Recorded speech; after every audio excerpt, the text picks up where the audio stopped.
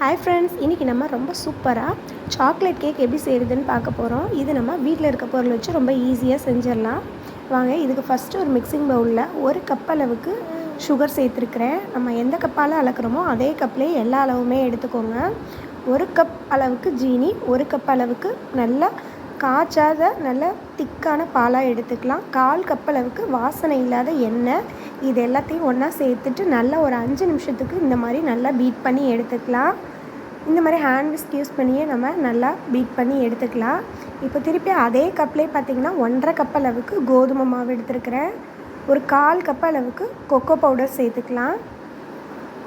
Chocolate கேக்குக்கு நம்ம இந்த கொக்கோ பவுடர் சேர்த்து போது தான் அதோடய ஃப்ளேவர் ரொம்ப நல்லாயிருக்கும். ஒரு ஸ்பூன் அளவுக்கு பேக்கிங் பவுடர் சேர்த்துக்கலாம். 1/2 ஸ்பூன் அளவுக்கு பேக்கிங் சோடா சேர்த்துக்கலாம். கொஞ்சமாக உப்பு சேர்த்துக்கலாம். இப்போ இது எல்லாத்தையும் சேர்த்துட்டு நல்லா நம்ம மிக்ஸ் பண்ணி கொடுத்துக்கலாம். மாவை பாருங்கள், இந்த மாதிரி நல்லா கலந்து கொடுத்துக்கலாம். எல்லாம் ஒன்றா ஆகிற மாதிரி நல்லா மிக்ஸ் பண்ணி கொடுத்துடணும். இந்த கேக் ரொம்ப ஈஸியாக செஞ்சிடலாம். நம்ம எல்லாமே பொருள்லாம் ரெடி பண்ணி வச்சுட்டோன்னா ஒரு 10 நிமிஷத்தில் மாவு மிக்ஸ் பண்ணிவிட்டு அரை மணி நேரத்தில் நமக்கு சூப்பராக ரெடி ஆயிரும். இப்போது நான் பட்டர்ஸ்காட்ச் எசன்ஸ் சேர்த்துறேன் ஃப்ளேவருக்கு. நீங்கள் வெண்ணிலா எசன்ஸ் எது வேணாலும் சேர்த்துக்கலாம்.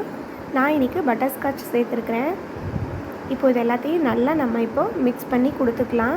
இதில் கொஞ்சமாக நம்ம லெமன் ஜூஸ் சேர்க்கணும். நீங்கள் வினிகர் வச்சுருந்தீங்க அப்படின்னா வினிகர் சேர்த்துக்கோங்க. நான் 1 ஸ்பூன் அளவுக்கு லெமன் ஜூஸ் சேர்த்துறேன். அந்த கொட்டைகள்லாம் எடுத்துகிட்டு பார்த்திங்கன்னா இந்த மாதிரி லெமன் ஜூஸ் சேர்த்துக்கலாம்.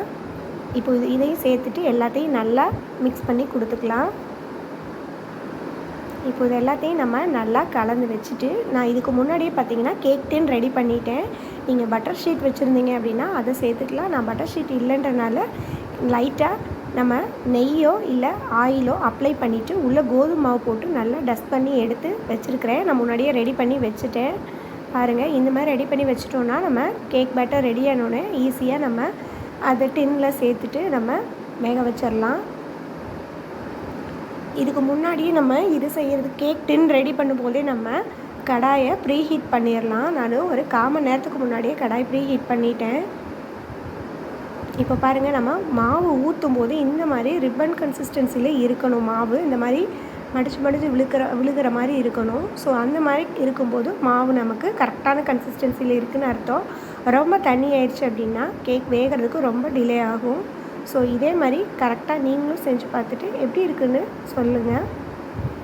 இப்போ பாருங்கள், நம்ம வேக வச்சிடலாம். இப்போது இதை வச்சுட்டு கரெக்டாக ஒரு மூடி போட்டு க்ளோஸ் பண்ணிவிட்டு அரை மணி நேரம் கழித்து எடுத்தோம் அப்படின்னா சூப்பரான சாக்லேட் கேக் நம்ம வீட்லேயே ரெடி பண்ணிடலாம். இப்போ பாருங்கள், கரெக்டாக அரை மணி நேரம் சிம் பண்ணியே வச்சு வேக வைங்க. ஹையில் வைக்க வேண்டாம், சிம்மிலே வச்சு அரை மணி நேரம் வேக வச்சிங்கன்னா சூப்பராக நமக்கு கேக் வந்து ரெடி ஆயிரும். நம்ம அடியில் டஸ்ட் பண்ணி இந்த மாதிரி கேக் டின் ரெடி பண்ணும்போது நம்ம கேக்கை டீமோல்ட் பண்ணும்போது இங்கே பாருங்கள், நமக்கு எதுவுமே ஒட்டாமல் ஈஸியாக வரும்.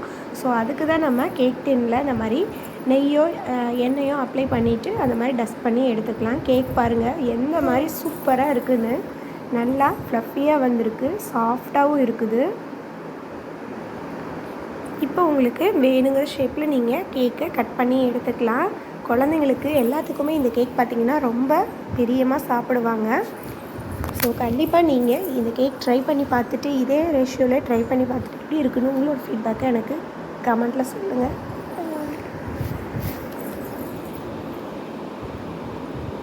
இப்போ நான் எல்லாத்தையும் கட் பண்ணி எடுத்து வச்சுட்டேன்.